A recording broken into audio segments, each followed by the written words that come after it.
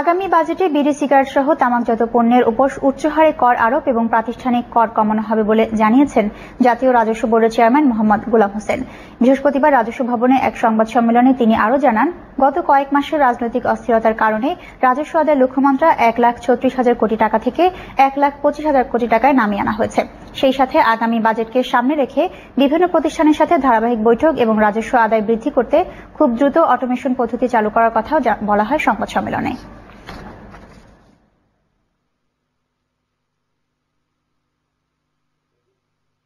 জনস্বাস্থ্যের জন্য ক্ষতিকর যত প্রোডাক্ট আছে সেগুলিকে আমাদেরকে ডিসকারেজ করতে হবে, and they must pay high tax. Corporate income ট্যাক্সকে আগামী কয়েক বছরের মধ্যে ধাপে ধাপে এমন একটা পর্যায়ে নিয়ে আসার জন্য কাজ করা হবে যাতে করে এটা পার্সোনাল ইনকাম ট্যাক্সের অ্যাটলিস্ট সমান হয়।